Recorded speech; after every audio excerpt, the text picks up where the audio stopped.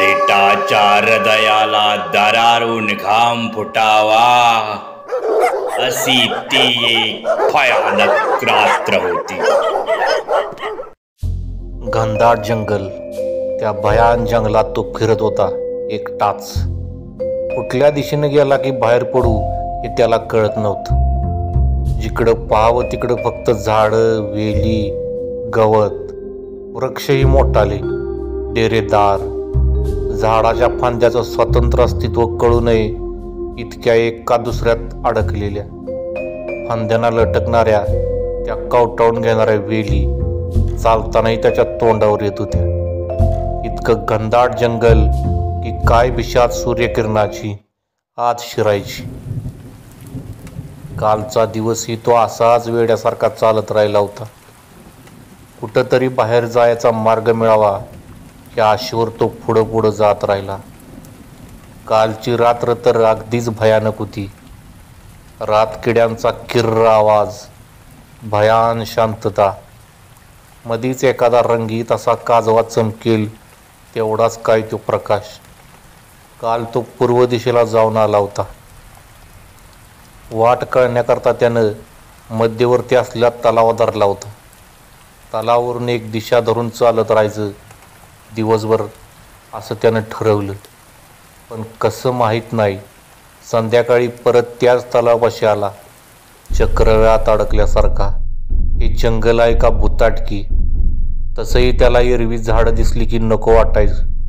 कितीही जागा फुकट गेल्या पृथ्वीवरची असं वाटायचं. पर्यावरण संरक्षण वगैरे त्याला काही ऐकायचं नव्हतं. मिळेल ती जमीन घ्यायची आणि त्यावर बिल्डिंग बांधायच्या. उंच इमारती, सिमेंट, रेती, विटा हे सर्व दिसलं की त्याला बरं वाटायचं. बिल्डिंग बांधताना मध्ये आलेलं प्रत्येक झाड त्यानं तोडलं होतं. आधी बिनधास्त, पण नंतर जेव्हा पर्यावरणवादी वाढले तेव्हा बंधनं आली वृक्षतोडीवर. मग सर्वच बिल्डरांनी नामयुक्ती शोधली इंजेक्शनाची. कोणाच्याही नकळत सुई टोचायचे झाडांना. भरलेलं डवरलेलं टवटवीत झाड काही दिवसात मलूल व्हायचं, कोमेजायचं, भुई सपाट व्हायचं. झाडं कोमेजली की हाक खुलायचा, कारण अडचण बाजूला व्हायची. काही स्क्वेअर फीट खिशात जायची. बँक बॅलन्स वाढायचा. आताही हातात ती इंजेक्शन हवी होती. साले या झाडासनी सोडलं नसतं. त्याला वाटलं, बरी मिळाली जागा, जरा बाहेर तर पडू दे. नाही इथल्या झाडांची कत्तल केली आणि इथं शहर वसवलं तर नाव लावणार नाही. परत एका महत्वाकांक्षेचं बीज मनात रुजलं. विचार करता करता त्यानं एका झाडावर लात मारली. मागे हारीच्या झाडावर मारली होती तशीच. झाडावरून एक माकड ह्या फांदीवरून त्या फांदीवर गेलं. उडी मारताना त्याच्या हातातलं फळ खाली पडलं. त्यानं लगेच ते उचललं. भूक लागलीच होती त्याला. काल सुद्धा त्यानं काही म्हणून काही खाल्लं नव्हतं. फळावरचं माकडाचं दात बघून त्याला किळस वाटली. तरीही जीव जगवायचा तर खावंच लागणार. फळ हातात घेऊन तोंडाजवळ नेताच ते माकड कुठूनच परत आलं आणि त्यानं त्याच्या हातातून फळ खेचून घेतलं. पोटातल्या भुकेच्या समुद्राला उधाण आलं की काय असं त्याला वाटलं. पण कशी कोण जाणे क्षणार्धात भूक नाहीशी झाली. आता खाणं पिणं काही नको, फक्त इथून बाहेर पडायला मिळायला पाहिजे. कसंही करून त्यानं आज उत्तर दिशा धरली होती आणि तो चालत होता. इतक्यात त्याला वाघाची डरकाळी ऐकू आली. तो थरारला. क्षणभर काय करावं ते कळलंच नाही. इतक्यात त्याला सुचलं झाडावर चढावं. वाघ झाडावर जास्त उंच चढू शकत नाही म्हणे. वर गेल्यावर त्यानं चहूबाजूला नजर फिरवली. तो बिबट्या दिसला. मारलेल्या हरणाच्या मानेला आपल्या जबड्यानं घट्ट धरून ओढत आणत होता. तो क्रूर बिबट्या, रक्ताळलेली मान, वर गेलेले डोळे, बिचारा हरीण आज दुर्दैवानं वाघाच्या भुकेचा बळी ठरलं होतं. त्याच्या अंगावर शहारा आला. या जंगलातून बाहेर नाही पडलो तर आपणही असेच त्या बिबटाच्या जबड्यात स्वतःची मान दिसू लागली. धडधडणाऱ्या हृदयावर त्यानं हात ठेवला. काही करून आज रस्ता मिळवायलाच हवा. कधी मिळेल आपल्याला वाट. कधी जाऊ आपण आपल्या घरी? जिवंतपणे जाऊ का मृतावस्थेत? आपल्याला जाळण्या इतकं तरी शरीर राहील का शिल्लक की काढेल वाघ आपली आतडी पोटाबाहेर त्याच्या तीक्ष्ण नखानी, आणि कदाचित जातील आपल्या मांसाचे उरले सुरले गोळे त्या बिभस्त गिधडांच्या पोटात. वाघाचं पोट भरल्यावर तो तिथून निघून गेला. मग हा हळूच खाली उतरला. ठरलेल्या दिशेनं चालू लागला. चालत राहिला. जर बाहेरची वाट नाहीच मिळाली तर निदान तलावापाशी तर यायला मिळालं पाहिजे. त्या पाण्यानंतर पोट भरेल. तलावाजवळच्या त्या झाडाच्या डोलीत रात्रीचा आसरा तर मिळेल. कालची रात्र त्यानं डोलीतच काढली होती. रात्रीच्या त्या बोचऱ्या थंडीपासून संरक्षण मिळण्याकरता, नाहीतर गारटून मृत्यू येईल इतकी भयान थंडी होती. शिवाय हिंस्र श्वापदांची भीती होतीच. डोलीत खूप सुरक्षित वाटत होतं. त्यामुळे एकतर बाहेर पडायचा रस्ता मिळू दे, नाहीतर तलावाकडे परत जायची वाट. त्यानं मनोमन प्रार्थना केली. खालच्या पाचोळ्याला लाथीनं उडवत तो चालत राहिला. सतत 4-5 तास तो चालत होता. कुठे काहीच मार्ग दिसत नव्हता. जंगल संपत नव्हतं. वेळ लागायची पाळी आली होती. शरीरातली शक्ती काही सेकंदात संपून जाईल. मग काय, नक्की कशानं मृत्यू होईल आपला? उपासमारीनं, श्वापदाच्या भुकेला बळी पडल्यानं, थंडीनं गारटून? मृत्यूचा मनात विचार आणि चक्क मृत्यूचं अजून एक कारण समोर उभं होतं. चांगला 12 फुटाचा अजगर समोर फांदीसारखा पसरला होता. फांदी समजून त्याच्यावर पाय पडणार तेवढ्या त्याच्या लक्षात आलं होतं. तो मागे सरकला. अजगराचं पोट भरलं असणार, कारण तो सुस्तावला होता. आपल्या शरीरापेक्षा जास्त आकारमानाचं भक्ष्य गिळंकृत करू शकणारा प्राणी हा, मनुष्यासारखाच. आपणही वेगळं काय केलं आपल्या आयुष्यात? थोडक्यात पोट नाही भरलं आपलं. नजरेत भरलेली प्रत्येक जमीन आपण अशीच गिळंकृत केली, या अजगरासारखी. तो अजगर कधी एकदा नजरेआड होतोय असं त्याला झालं. थोड्या बाजूने जाऊन तो पुढं गेला. धडधडणाऱ्या हृदयाला शांत व्हायला काही मिनिटं लागलीच. पावलांचा शक्यतो कमी आवाज करत तो तिथून सटकला. अजून एक संकट ओलांडलं. त्याला आता पश्चाताप होत होता स्वतःचं खरं केल्याचा. तरी त्याला सगळे सांगत होते, त्या वाटेनं जाऊ नकोस, शॉर्टकट घेऊ नकोस, मोठ्या रस्त्याने जा. पण स्कूटरनेच जायचं होतं म्हणून त्याला वाटलं कशाला 3 तास घालवायचे महामार्गाने जाऊन. त्यापेक्षा शॉर्टकट घेतला तर 1.5 तासाचाच रस्ता आहे. जाऊ तसंच आडवाटेनं. तो शॉर्टकट म्हणजे वळणावळणाचा रस्ता होता. डाव्या बाजूला डोंगर आणि उजव्या बाजूला खोल दरी. इतकी खोल की त्याचा अंत कुठे तेच कळत नव्हतं. का निघालो आपण त्या वाटेनं? का नाही ऐकलं कुणाचं? काही न कळणारा हरी म्हणाला होता नका जाऊ म्हणून. हरी तसा त्याच्या लांबच्या नात्यातला, पण अलीकडे त्याच्याच घरी नोकराप्रमाणे राहिलेला. थोडासा वेडसर. त्याला काय माहीत कोणास ठाऊक, पण नको नको असा अर्धवट काहीसं बोलत राहिला होता. अशा लोकांच्या तोंडातून देव बोलतो म्हणे. हरीची आठवण आली आणि त्याच्या मनात थोडी अपराधाची भावना आलीच. इतके दिवस नाही, ती आत्ताच का आली असावी ही भावना. कदाचित आता आपण मृत्यूच्या समीप आहोत म्हणून असेल. इतर काही जमिनी केल्या तशी हरीची जमीन त्यानं गिळंकृत केली होती. 5 एकर जमीन, त्यावरचे डेरेदार वृक्ष, छोटासा पण सुंदर तलाव, असा निसर्गरम्य परिसर असलेली ती जागा. जेव्हा आजूबाजूला प्लॉट त्याच्या ताब्यात आले तेव्हा हरीची जागा घ्यायचा प्रस्ताव त्यानं हरीच्या वडिलांसमोर ठेवला, पण त्याने सपशेल नकार दिला.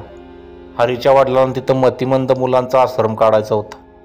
मग नेहमीप्रमाणे त्यानं मोठमोठ्या ओळखी वापरल्या. अगदी राजकारण्यापासून सगळ्यांना कामाला लावलं आणि ती जमीन शेवटी मिळवलीच. अगदी कागदपत्री तो छोटासा तलाव बुजवायला त्याला जास्त दिवस लागले नाहीत. ज्या दिवशी त्यानं जमीन ताब्यात घेतली त्या दिवशी हरीच्या वडिलांनी हाय खाल्ली. त्याच्या डोक्यावर परिणाम झाला आणि ते परागंदा झाले. हरी अनाथ झाला. तेवढ्या एका कारणानेच मग अनाथ हरीला त्यानं आपल्याकडे आणलं. 5 एकर जमिनीच्या बदल्यात वेड्या हरीचं पालन पोषण म्हणजे सौदा काही वाईट नव्हता. शिवाय हरी घरगड्याची कामं करत होता. ते वेगळंच. जंगलात तो तलाव पाहिल्यापासून त्याला हारीच्या त्या जमिनीची, तलावाची आठवण येत होती. आताही त्याला हारीची आठवण आली, कारण त्या रस्त्यानं त्यानं जाऊ नये असं काहीसं सांगण्याचा प्रयत्न हारीनं केला होता. गावातली माणसंही त्याला म्हणाली होती, ती वाट जुनी आहे, महामार्ग झाल्यापासून ओकीबोकी झालेली आहे. पूर्वीचे लोक सांगत की रक्ताची वाट आहे, छोटी वळणावळणं घेत जाणारी वाट, आपल्या वाटेनं जाणारी, तिला काय घाबरायचं. त्याला वाटलं मूर्ख आहेत सगळे, काही होत नाही असं म्हणून त्यानं घेतली होती हट्टाने तीच वाट. स्कूटरवरून जात होता. त्याला इतकंच आठवलं. पुढचं आठवायला गेला तर एकदम डोक्यातून बारीक कळ जाते असं वाटायला लागलं. जाऊ दे, आठवेल हळूहळू.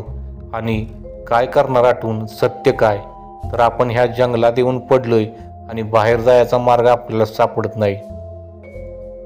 मोठ्यानं ओरडावं का? कुणी आदिवासी बांधव असतील तर येतील मदतीला, पण मदत करतील की बळी देतील आपला? त्याच्या देवीच्या पायावर पाय फाकून काठी आपटून नृत्य करतील आपल्या भोवती आणि शेवटी चालवतील त्यांची शस्त्र आपल्या नरड्यावर. एक रक्ताची चिळकांडी उडेल आणि संपून जाईल सगळं. आता त्याला प्रत्येक गोष्टीत आपल्या मृत्यूच दिसत होता. संध्याकाळ होत आली. आजही सगळं जंगल फिरून परत एकदा तो तलावापाशीच आला. चकव्यात जाऊन फिरून आल्यासारखा.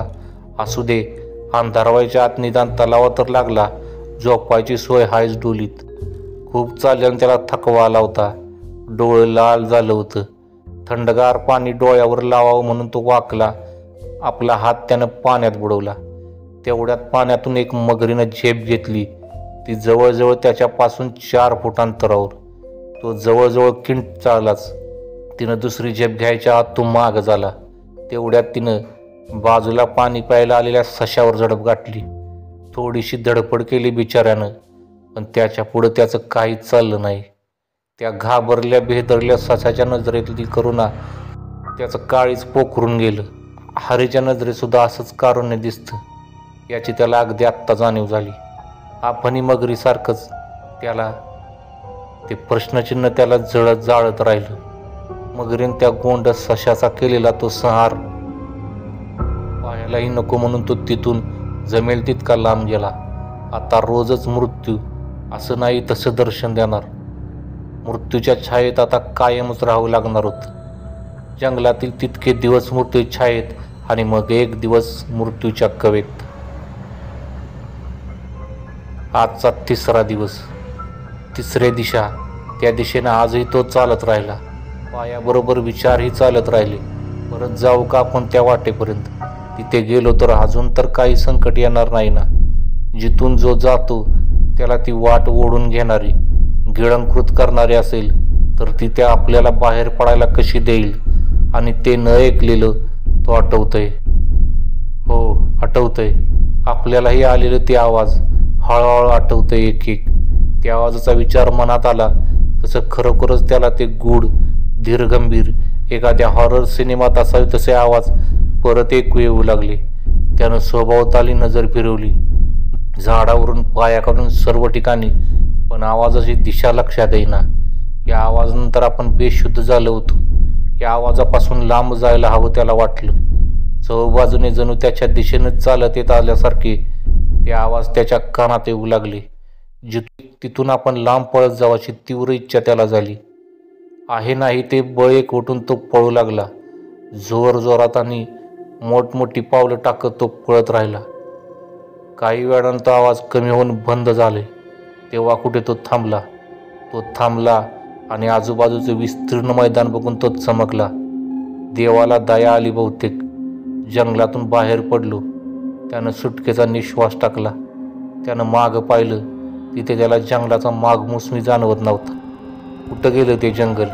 तो तलावा? जाऊ दे, कशाला त्याची आठवण.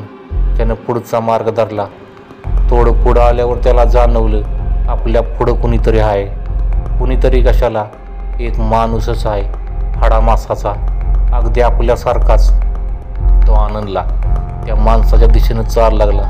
त्याला गाठण्याकरता त्याच्या अंगात आता बळ आलं होतं किंवा त्यानं ते कुठून तरी आणलं होतं. थोड्याच वेळानं त्यानं त्याला गाठलं आणि त्याच्या खांद्यावर हात ठेवला, पण त्याच्या खांद्यावर हात ठेवूनही त्याला त्याचा स्पर्श झाला नाही. झाला नसतानाही त्या माणसाने त्याच्याकडे मागं वळून पाहिलं.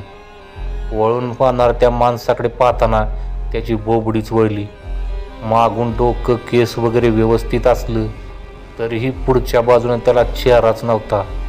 डोळ्याच्या खोबण्या, नाकाची भोकं आणि तोंडाचं बोळकं. ते भयंकर रूप पाहून त्याला भोळ आली आणि तो बेशुद्ध होऊन जमिनीवर पडला. जेव्हा जाग आली तेव्हा तो परत त्या तलावाजवळच होता. घडणाऱ्या सगळ्याच गोष्टी त्याला भयंकर वाटू लागल्या. हा काय प्रकार आहे? हे आपल्याबरोबर काय होत आहे आणि का? तो विचित्र माणूस कोण होता? तो गेला कुठं? आणि आपण परत इथं कसं आलो? या जंगलातच आणि आपलं काय नातं आहे? आपल्याला परत इथं येण्यामागचं प्रयोजन काय आहे? हे असलं जीवन जगण्यात काय हाशील आहे? असा तुरुंगवास नशिबात असेल तर निदान तो आपल्या जगाला तरी असावा. आजूबाजूला कैदी, जेलर तरी असावीत. हे असं श्वापदांच्या भूताच्या सानिध्यात तरी नको राहायला. आजची ही 3री रात्र या डोलीतली. अशा किती रात्री आहेत नशिबी कुणास ठाऊक. उद्या 4थ्या दिशेने निघायचं त्यानं ठरवलं. तिथं नक्की काहीतरी मार्ग मिळेल अशी त्याला आशा वाटली. हिंमत हारायची नाही असं त्यानं ठरवलं. आजची रात्र सुरक्षित जाऊ दे अशी प्रार्थना करून तो झोपी गेला. दुसऱ्या दिवशी तो पहाटेच उठला. चेहऱ्यावर पाण्याचा हबका मारला आणि दक्षिण दिशेला तो निघाला. 10 पावलं चालला नसेल तर त्याला कोणाचा तरी आवाज ऐकू आला असा भास झाला. मागं वळून पाहिलं तर तो तलावा आणि आपण त्या झाडाच्या डोलीत झोपलो होतं ते झाड आपल्याला बोलवतंय असा त्याला भास झाला. त्याच्याही नकळत तो परत झाडाजवळ गेला तर त्याला त्या झाडातून रडण्याचा आवाज ऐकू येऊ लागला. तलावातूनही तसाच रडण्याचा आवाज येऊ लागला. बहुतेक भास असेल अशी समजूत त्यानं घातली तर तो आवाज चक्क घुमू लागला. हळूहळू तो रडण्याचा आवाज मोठा होत गेला. इतका मोठा की आपल्या कानावर कोणी घन घालतंय असं त्याला वाटू लागलं. त्यानं हाताने कान गच्च दाबून धरलं आणि ठरलेल्या दिशेने तो चालू लागला. खूप पुढे चालल्यावर मात्र कालच्यासारखं जंगल विरळ होत गेलं आणि एका ठिकाणी ते एकदम लुप्त झाल्यासारखं झालं. जादू असल्याप्रमाणे नाहीसं झालं.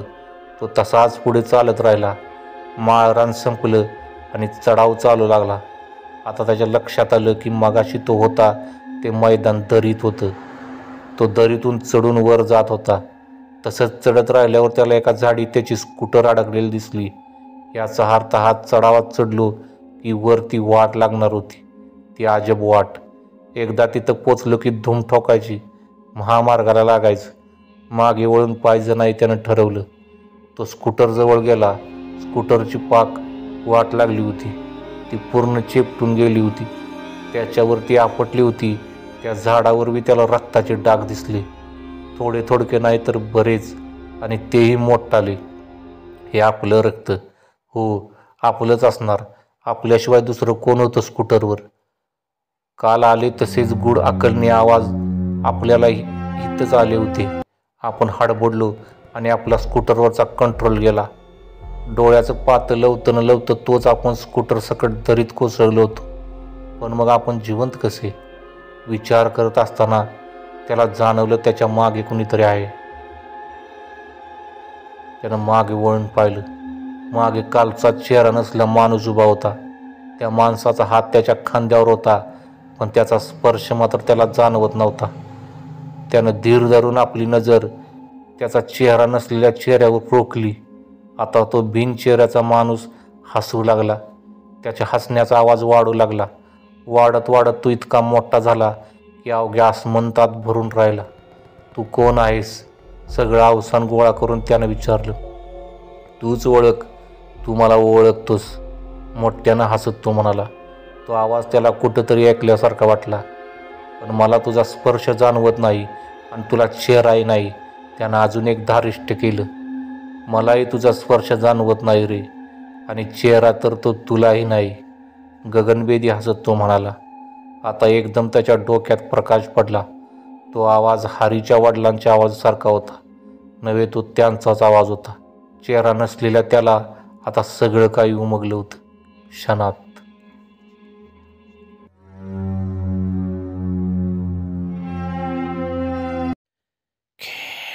सावल्यान.